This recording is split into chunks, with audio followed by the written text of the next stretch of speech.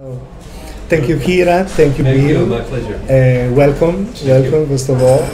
20th century has been, without doubts, I think, the century of video and the image, the moving image in particular. As video artist, would you like to describe or define somehow your contribution to this huge world, or to help us to understand your approach to the chosen medium? Right. What happened to me, was the fact that I arrived in university just at the time that video was becoming of age. So I feel in my life now, I have actually started in video and continued in video, looking at each new machine, each new thing that's available until this moment. So it was a very wonderful thing to be at the beginning of a new technology.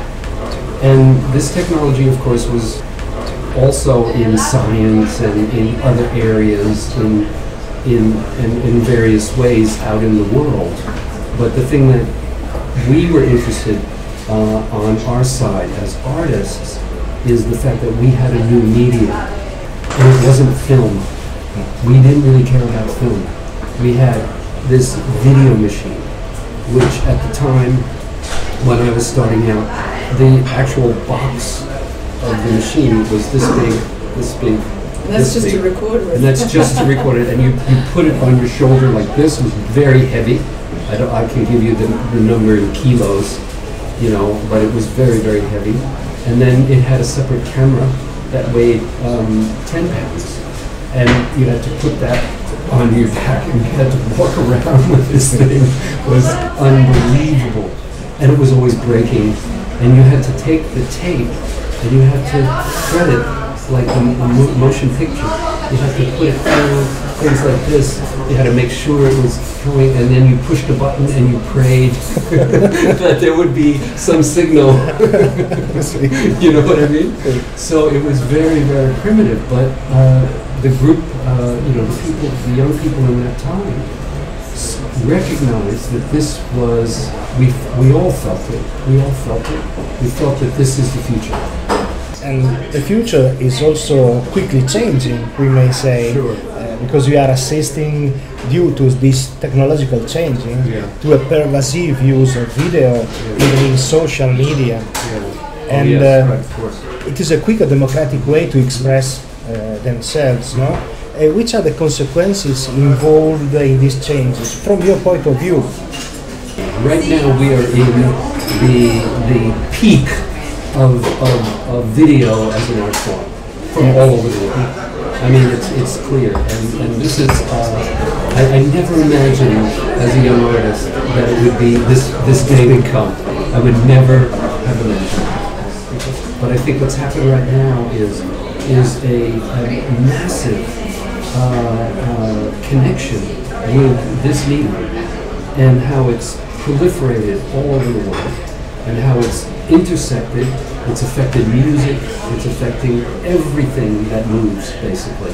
So we're now in the age of the movie image. And so it's really changing our entire culture, And I just don't understand, I don't really understand how there's something about this moment that I think we're missing. And that is, we're missing the human place. We're missing the heart. We're doing all this great technology. We have all these amazing machines and stuff, but in reality, what we're really missing is this deep human connection. I mean, social media is of course wonderful, but I'm talking about something that really touches the heart. I think to touch the heart is the most important, precious thing that human beings do. And what do we want to celebrate with the art? Life itself, human emotions, in your opinion? Yes, I think those things are very, very important right now. I think people are distracted today. they're living in what I call the age of distraction. This one tells you the difference between right and wrong. You know, are you a good person or a bad person? So that's something that we have to be careful about this time now, because there's so much media now. It's coming at us from all angles, all sides, and we're learning how to deconstruct that. We're learning how to understand that better. We need more language to understand what's happening. You know, we're in a transitional period.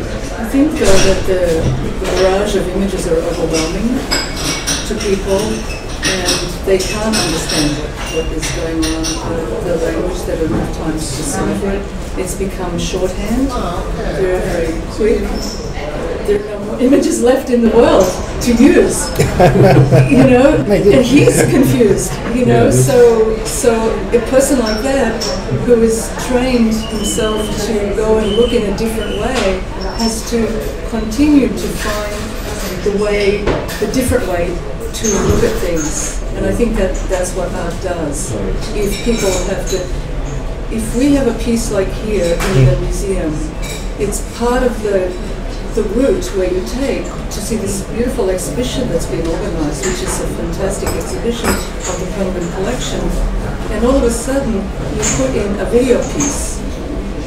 And we think it's a great thing to do it that way, because we are giving you the opportunity to take 10 minutes of your time for yourself.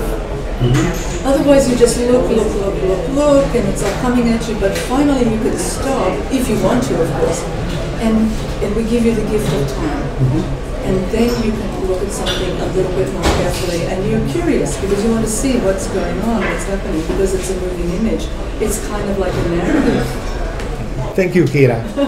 Thank you very much, Bill. Thank you. Pleasure. Oh no, it's so nice to speak to you. Thank you. Thank you very much. Great.